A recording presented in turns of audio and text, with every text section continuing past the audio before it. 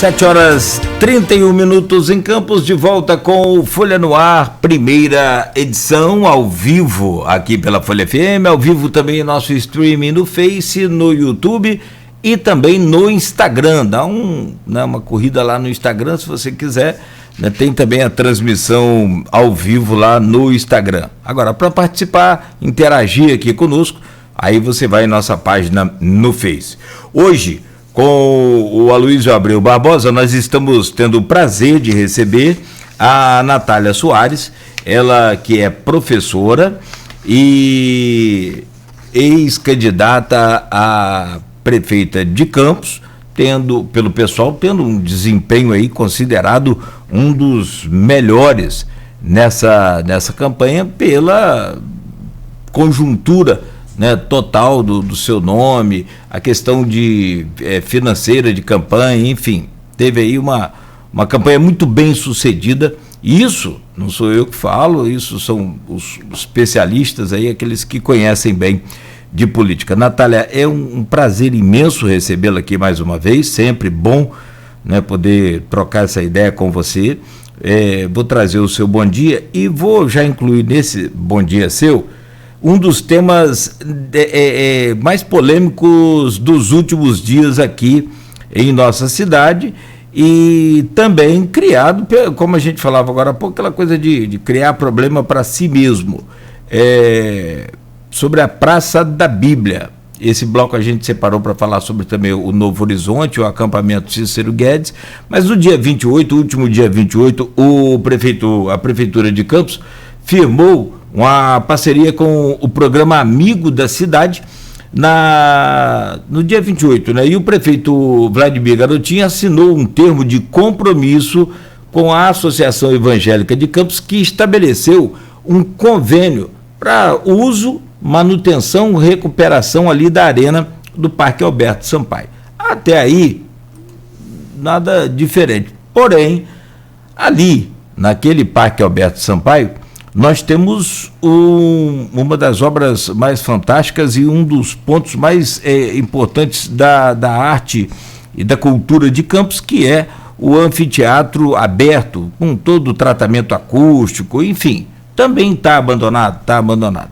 Mas ali foi inaugurado e recebe o nome de o diretor teatral, também artista, Antônio Roberto de Góes Cavalcante, o Capi. E aí gerou toda a polêmica. Como conviver com essa situação de que parte, né, a prefeitura não entendeu que ali já tem um homenageado, que de fato é importante. E eu vou lembrar aqui agora, meu caro Aloysio e Natália, aliás, aquela área ali, ela tem sido meio que conturbada com o negócio de nome, né, de homenagem. Primeiro, aquele viaduto, aquela ponte ali, recebeu o nome, né, da Rosinha Garotinho. Não que ela não mereça, não é nada disso. Mas só que em vida, ninguém ainda pode ser homenageado aqui, conforme manda a regra, né?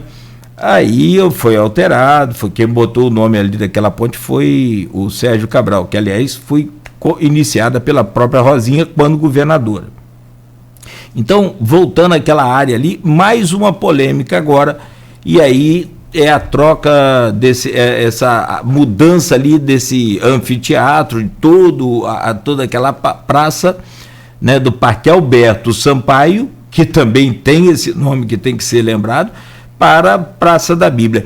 Como é que você viu essa coisa toda? Como é que você está vendo e qual solução possível apontada para isso? É bom lembrar que o prefeito chegou a recuar e não vai trocar o nome ali do anfiteatro, né, que homenageia o Capi.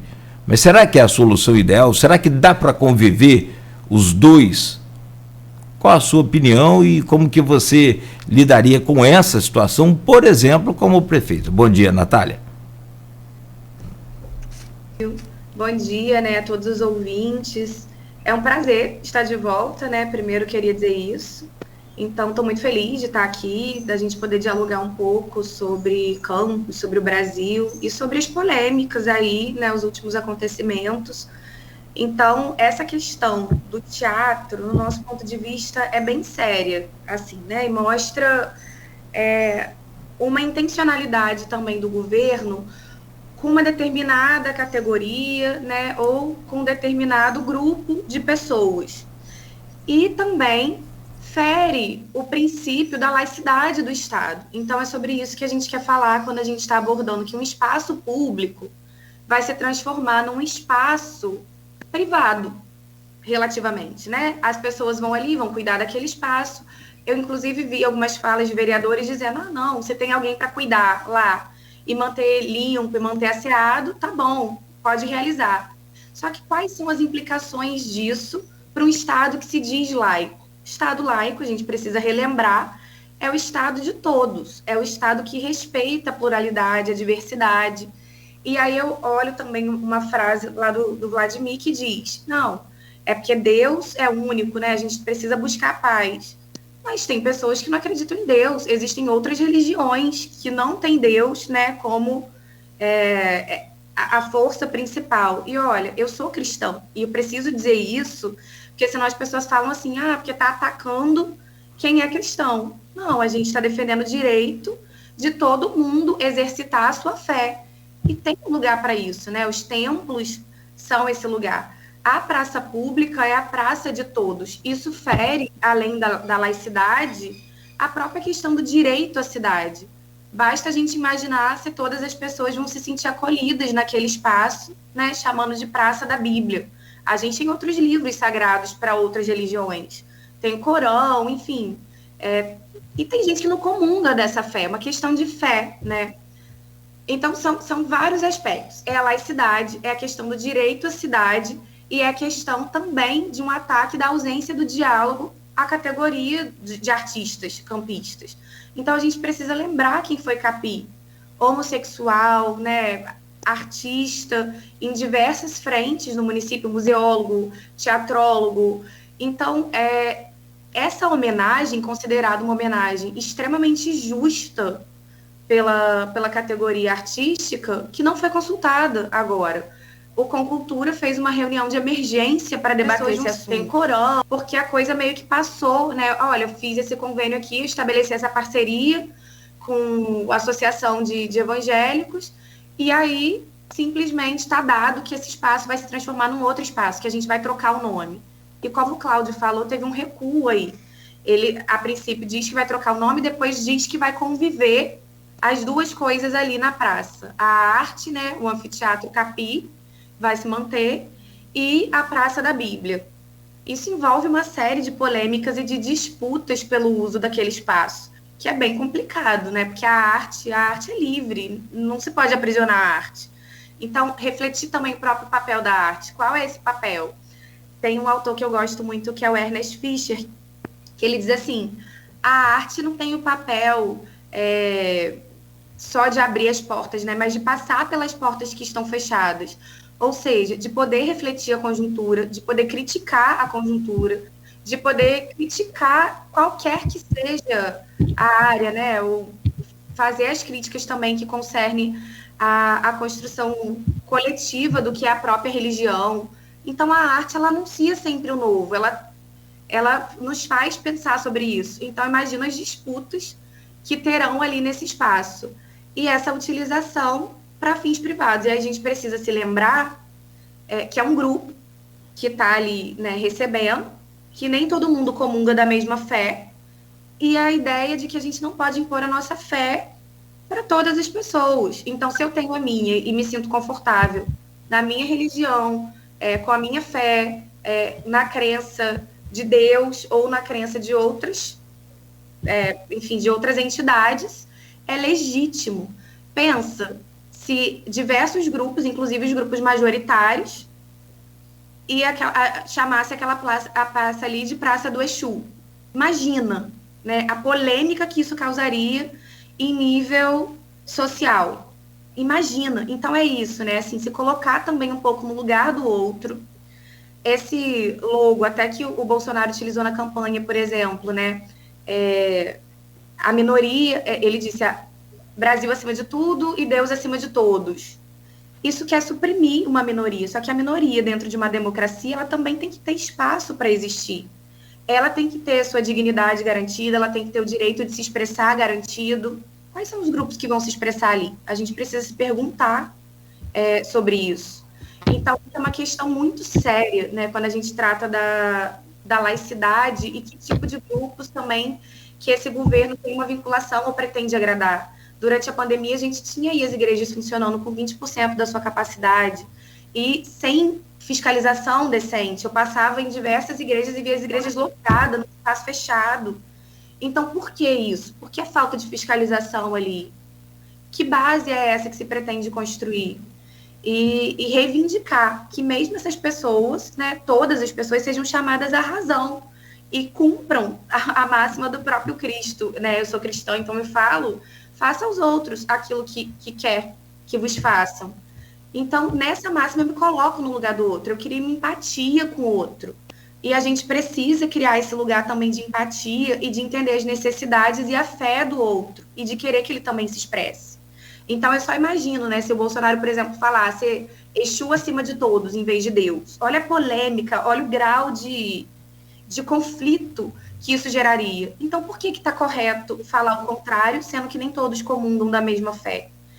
Então, é nesse sentido que passa a discussão, né, pela laicidade, pelo Estado que se desobriga do cumprimento das suas funções com a arte, com a cultura. Então, quando a gente vai olhar a peça orçamentária, que a gente nem pode tributar esse governo, né, por enquanto, porque a gente só vai ter uma avaliação lá no final do ano para a execução no próximo. Então, a gente ainda trabalha com uma peça antiga do governo anterior. A gente não vê a execução orçamentária para a cultura. A gente não vê o governo, então, cumprindo. Por que não revitalizar aquele espaço, o governo? Por que não, através, né, de execução orçamentária para a cultura, revitalizar e garantir que aquele espaço os artistas possam se manifestar livremente, possam fazer os seus eventos? Por que não criar editais de cultura? Por que não fomentar a arte em Campos dos Goytacazes? Isso é uma escolha política. Então, a gente não pode também negligenciar essa análise, né? Porque eu não priorizo a arte, mas eu priorizo um determinado grupo que corresponde também à privatização daquele espaço. Deixa de ser público quando eu transfiro aquele espaço para um outro setor. A praça, quando a gente vê direito à cidade, estuda direito à cidade, a gente sabe que é o lugar do encontro. Então, é o lugar de todos, é o lugar da socialização. Com certeza não será o lugar da socialização se isso acontecer, né? E a denúncia, na verdade, de que isso não passa por discussão ampla com a sociedade, não só com a categoria dos artistas enfim, de quem faz cultura na cidade, mas com a própria sociedade civil. Então, é algo que é feito de forma desesperada, né? E que se faz dessa forma e que não se garante diálogo. A gente vai falar mais para frente sobre diálogo também em outras áreas, de papel de controle social, que por vezes é deixado de lado. Por que não chamar o Conselho de Cultura para discutir antes do convênio ser estabelecido, né, da parceria ser estabelecida? Isso demonstra, de alguma forma, um autoritarismo também. Vai ser essa decisão. Eu tomo porque eu sou o poder, né, aqui instituído e cumpro essa medida. Então, é pensar nisso, né? É trazer as pessoas para um debate em que elas possam refletir, evangélicos, católicos, espíritas, todas as religiões de matriz africana, que são tão perseguidas, e Campos é uma das cidades que mais quebra, que mais ameaça terreiros, e a gente precisa lembrar disso, que não há tolerância para essas religiões. Então, é também necessária uma campanha que fomente a tolerância a essas religiões, que fomente o bem viver, que fomente a convivência harmônica entre as religiões. É anunciado que terá uma convivência harmônica, mas quando a gente analisa, na verdade, é a privatização, é a transferência do poder público para outros grupos e associações ou entidades da sociedade civil específicos, e fere esse princípio da laicidade do Estado, que é algo que a gente não tem acompanhado nos últimos anos. Pelo contrário, o que a gente tem acompanhado é um perfil extremamente ideológico e conservador que se introjeta no Estado para deliberar e determinar as políticas. E a gente tem diversos estudos, né, nesse sentido também na UENF. de estudar a bancada, né, a bancada evangélica, dos projetos de lei. Então, são trabalhos importantes que têm saído aí também na UENF. O próprio professor Fábio Pi, né, ele tem um debate muito relevante acerca das religiões e do debate religioso. É muito importante que a gente trabalhe a partir dessa visão. Itália, o assunto é complexo, envolve cultura, arte, religião, a própria vida de Capim já daria um programa só para isso. Mas temos ainda dois assuntos na pauta para esse bloco. Como é que você vê aí a ocupação de Novo Horizonte? 600 famílias ocuparam ali, né? No Horizonte 1, 2 e 3. A destacar um conjunto, um projeto federal, Minha Casa Minha Vida, né, que não foi concluído. E as famílias ocuparam lá, inclusive famílias que estavam inscritas para receber as casas. Teve uma reintegração de posse, o caso chegou ao Supremo Tribunal Federal, o ministro Edson Fachin deu uma decisão liminar suspendendo a reintegração de posse, e me parece, ou pelo menos é visto, assim, eu falo no bastidor político, como uma espécie de uma queda de braço entre o governo municipal e PSOL, PT e partidos mais ligados à esquerda. Como é que você enxerga a questão? Na verdade, Aloysio, essa queda de braço, ela é despropositada, né? Porque, assim, a gente lá, enquanto organização, diversos coletivos, diversos partidos políticos, a gente vem, inclusive, cumprindo um papel que é de Estado, né? Assim que eu enxergo. Que a gente tem garantido alimentação para as pessoas que não têm alimentação. Vou contar a história de como a gente se aproximou dessa ocupação, né? Foi uma ocupação autônoma, que as pessoas, né, por conta própria, fizeram uma ocupação nas casas que não foram entregues. Desde 2019, essas casas estavam para ser entregues, estavam prontas e não haviam sido entregues para os contemplados. Sim, os contemplados são minoria, né, ali, e existe todo esse debate acerca de quem tem direito a essas casas, quem não tem direito a essas casas. Primeiro, né, eu gostaria de dizer que em nenhum momento o nosso apoio à ocupação passou pela ideia de deixar essas casas, né, ou de defender que essas pessoas que hoje ocupam Novo Horizonte fiquem com essas casas. A gente quer que se respeite a listagem, a gente quer que se respeite os critérios. Então, é importante a gente frisar isso aqui, porque a gente entra numa disputa e narrativa também com a sociedade, né, em que a propriedade ela é vista como algo inabalável. A sociedade ela tem esse valor, né, da propriedade privada. Então, assim, ela é inabalável, ela é maior às vezes do que a própria vida ou a dignidade das pessoas. Então, a gente já sabe que vai ter polêmica quando a gente decide apoiar, e aí dizer qual é o tipo de apoio que a gente pode fornecer à ocupação. Assistência jurídica, acionando quem compete, né, inclusive a DPU, que é quem está representando a favor dos ocupantes. A gente pode fornecer assistência alimentar. Como a gente chega nessa ocupação, eles ocupam no dia 21 eles ocupam no meado de abril, e a gente chega na ocupação no dia 21 de abril, quando estava marcada a primeira reintegração de posse. E consegue acionar, né, diversos setores parlamentares que estão auxiliando e que estão também buscando soluções para essa ocupação e que, inclusive, ofereceram auxílio à prefeitura para pensar alternativas possíveis. Só que o discurso inicial da prefeitura foi assim: olha, a gente não é parte desse processo, as casas é do programa Minha Casa Minha Vida, que é um programa do governo federal, e a Caixa Econômica, que faz a entrega dessas casas. Nós não somos parte desse processo, nós não temos nada a ver com isso. Mas são munícipes de Campos, são pessoas em situação de extrema vulnerabilidade que estão ali naquela casa. Tem um mapeamento que a gente consegue catalogar 600 e tantas famílias, e quando a gente vai olhar para o perfil dessas famílias, são pessoas em extrema vulnerabilidade. São mais de 2.000 pessoas, metade são crianças.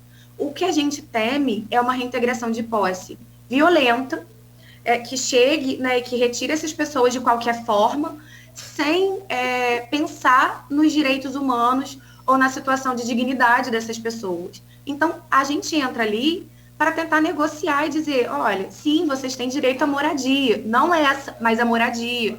Então, como é que a gente pode viabilizar alternativas? Essas pessoas estavam tendo que escolher entre pagar aluguel ou se alimentar. E assim mesmo, muitas vezes, nem se alimentar. Porque a gente descobre a ocupação quando diversas pessoas e lideranças da ocupação vêm nos pedir ajuda enquanto pessoal, né, com a entrega de cestas básicas, que é um trabalho que o pessoal vem desenvolvendo durante a pandemia, né, até pelo PIX, né, do Emancipa, e a gente conhece a situação de vida dessas pessoas, se aproxima, aciona quem tem que acionar, e aí a reintegração é cancelada. E lembrar dessa decisão aí do Fachin, que é uma decisão que faz um chamado à prefeitura. É assim, a gente vai suspender a reintegração de posse até que a prefeitura viabilize condições de dignidade para essas famílias que hoje se encontram ali na ocupação.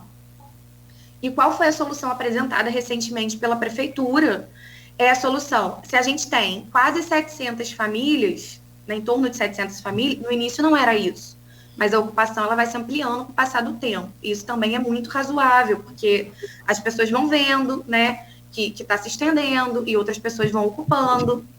E aí a decisão é um chamado a essa prefeitura. E a prefeitura diz, olha, vamos fornecer aluguel social para 190 pessoas.